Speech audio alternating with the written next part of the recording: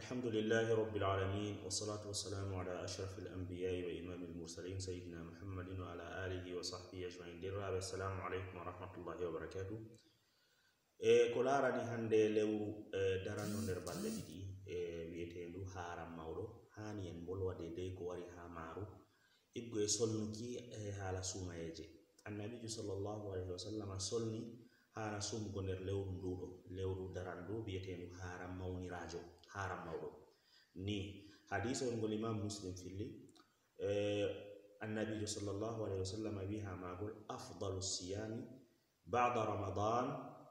شهر الله المحرم ɓurduɗe sumayeje ha barjari ɓawo sumay ramadan ɗum sumugo nder lewru nduɗo lewru haram mawɗo ngam man kadi ɗum lewru sumay ni ɗum lewru on ɗo julɗo ɗaɓɓitowo aljanna fu tiiɗata har sumugo nder maaru nonnon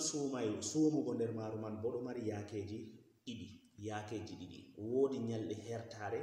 ɗe kam goɗɗo sumutoɗe dow hertuki woodi nyalomaje nonnon nyalomaje luttuɗe bo hertaka. Annabijo sallallahu alaihi wasallam solli sumugo nder maaru ndu fu maaru foti hande goɗɗo suma nder maaru ndu fu maaru illa nyalɗe seɗɗa ngam ko woni sunna kam ta goɗɗo suma lewru diga aran maaru ni hara gare maaru o accani ko nyalɗe ɗiɗi seɗɗa seni lewru ramadan kadi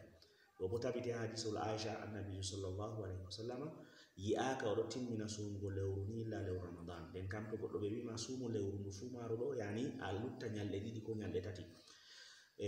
a sumai nder maaru to nden kam lewru nduɗo lewru muharram ɗo to goɗɗo yiɗi suman nyalɗe 27 masalan nyalɗe 27 masalan nder maaru to yiɗi o suma o ƴaɓɓina to yiɗi o suma o tokkindira ɗo ka fu ɗum boɗɗum ha maako. To ɗo kam sumayeje ɗe hertaka nyalomaje man fu ɗum nyalomaje sumay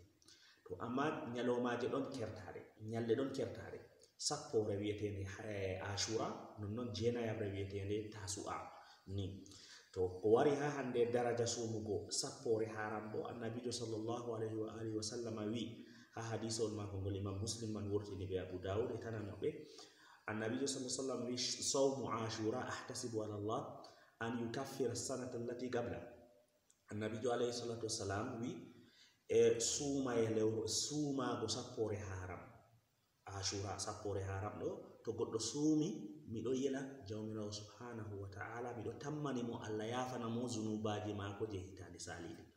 To modi ɓe wi hikima man ɗo nde ashura man latti muharram man lewru muharram man latti kayru on woni lewru aranderu ha hitande hesre ngam himɓe jur andayo haram mawɗo ɗo kanjum on woni bana janvier ha calendrier islama ɗon bana hande janvier ɗum lewru aranderu nde kayro latti lewru aranderu jawmirawo shar'ani yimɓe sumugo sappore maaru heɓa lattana himɓe ɗum keforgal ha zunubaji hitande salinde to laaru hinnayi jawmirawo subhanahu wa ta'ala. To nden ka to goɗɗo sumi sappore haram annabijo sallallahu alaihi wasallam wi ɗo yelani mo ɗo tammani mo jawmirawo yafanan mo zunubaji mako ɗi hitande salinde hitande nde o wurtata ngam lewru layhaji ɗon woni masalan bana décembre ragareru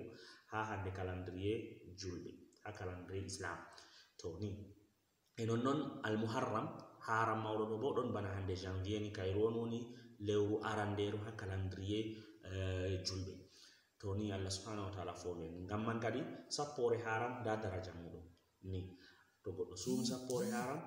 ɓadima jawmirawo subhanahu wa ta'ala yafanan mo zunubaji mako saliɗi ni to e nonnon fayinta bo no goɗɗo sumirta sappore haram man ɗo mari yakeji fere fere ko watta yakeji 4 no ɓuri woɗugo kam goɗɗo suma jeenayabre sappore sappo e go'o nyalɗe tati tokkotirɗe ɗo jeenayabre sappore sappo e go'ore ɗo on to heɓake to ɗon woni ko ɓuri kam ko tokkata bo fayinta bo ha ɓural goɗɗo suma jeenayabre be sappore ɗo ni to heɓai non bo suma sappore be sappo e go'ore to heɓai non bo nden kam manzila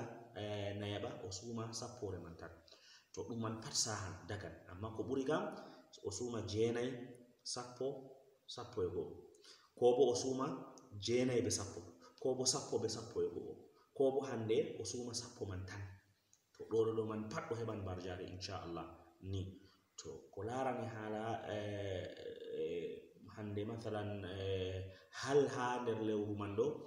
wodi dewe goɗɗe feere solanteɗe masalan bana hande waɗugo nyamdu sappore haram ko nandi jibe majum bura ɗo bo ɗum shar'aka kanjum bo ɗum shar'aka en ɗon andi woɓɓe feere sappore haram ɗo ɗum nyande nyamugo na nyande hande sumugo ha maɓɓe to jawmirawo subhanahu wa ta'ala famnu en dina mum ko en finditinta derɗiraɓe ni lewru nduɗo lewru muharram lewru ndu en tammi nastugo nder balɗe ɗiɗi tati ɗo inchallah ɗum lewru tilimdu ɗum lewru sumay e nonnon dammuɗe aljanna ɗo maɓɓiti her lewru man e nonnon kadi yiɓɓe fu kadi arotira har nastugo dammugal ngal tammi maɓɓitego inchallah jawmirawo subhanahu wa ta'ala foɗu en sumay bo en mbi ɗum ɗon nder dewe ɗe jawmirawo subhanahu wa ta'ala shar'i ha lewru nduɗo bal hadith on ngol en artiri no annabi sallallahu alaihi wasallam wi'a ha magol afdalu siyami ba'da ramadan shahrullahi muharram sumaje ɓurdude yiɗe ko her Allah ɓurdude marko barjari ha Allah ɓawo sumay ramadan kam ɗum sumugo nder lewru nduɗo lewru haram mawɗo Allah subhanahu wa ta'ala fonden wassalamu alaikum wa rahmatullahi wa barakatuh